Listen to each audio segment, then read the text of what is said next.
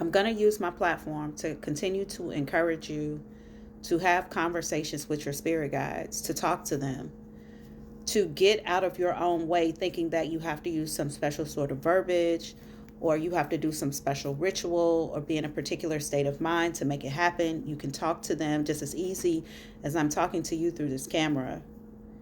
It's important that we elevate from being unaware of our thoughts and we evolve beyond simply observing our thoughts and get to a point where we are engaging by questioning who we are interacting with when we're thinking, why we're having the thought process or the conversation we're having, and then moving forward to what are we supposed to do with the information we get, because you are going to find out, you're going to come to learn that sometimes you are having thoughts that don't even belong to you. Earlier today, I was in a one-way conversation with someone I am estranged from.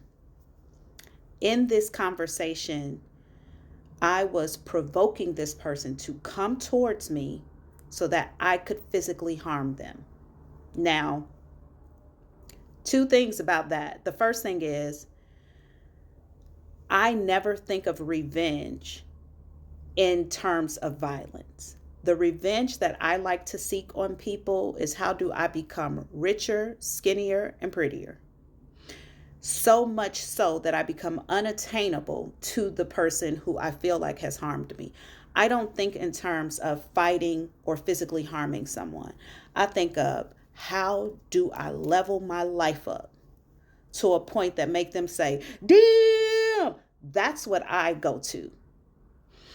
So the fact that I was having a violent stream of thoughts was a red flag.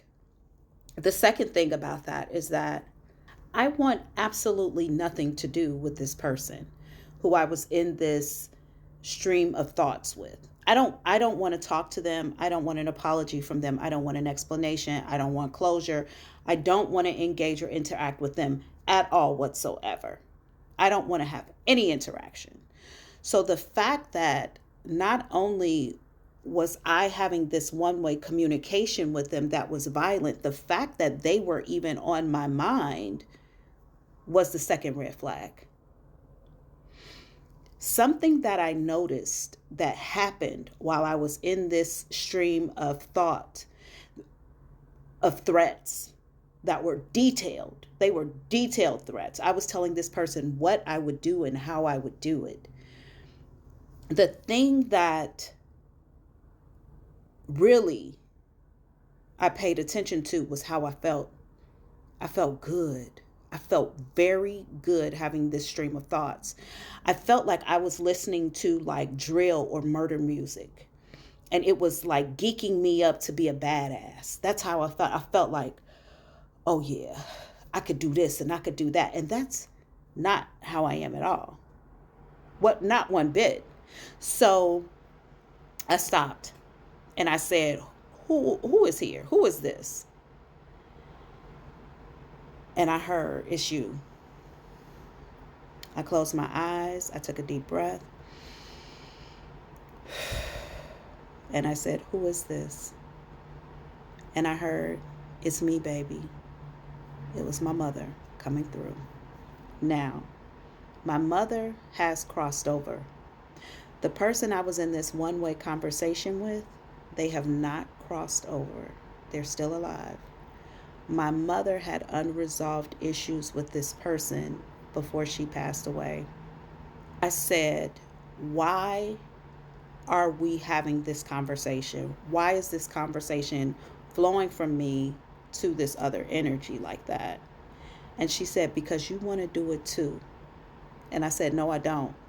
I immediately called in Archangel Michael and I asked him for protection from this energy and any energies that had an intention to use me for anything that was not good.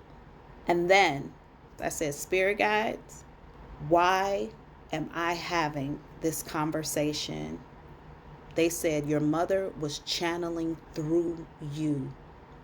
She would not have been able to have that stream of thoughts through you if some parts of you did not hold disdain for the same person that she holds disdain for. And that took me aback a little bit, because though I don't want anything from them, I don't communicate with them, I do hold disdain. And I use the word disdain when I speak about this person. They said the disdain you hold for this person is a low frequency vibration. And she was able to come into that low frequency you have and channel her thoughts of violence through you and direct it at the same person she also has a problem with. And I thought, now that I wasn't expecting, but it makes complete sense. So how do I raise my vibration and frequency beyond this so that this kind of thing does not happen to me again? They said you have to raise your vibration, but the way you're going to do that is by having an emotional release and removing this disdain from your system. Now, when they were giving me this information, you guys, you have to pay attention to the feelings in your body, because your body is also communicating with you as well. You have to remember, you have a physical body, an energy body, a spiritual body, a mental body, and an emotional body. You have 5 bodies. I was having a spiritual conversation through my mental body that I could feel in my physical body. And it is now telling me I got to do the work through my emotional body. What was happening was, the feeling I had in my physical body was I could feel like queasiness, like shaky fear, anxiousness from my sacral up to my solar plexus. In addition to your sacral being about creativity and your sexuality, also in there is your emotional connection. As far as your solar plexus is involved, with all that it has going on, also in your solar plexus is where your fear and anxiousness exists. So when they were telling me you've got to remove the disdain, they made me feel it from the sacral to the solar. And I'm like, okay, how do I do it? They told me I had to have an emotional release. You need to cry. Cry.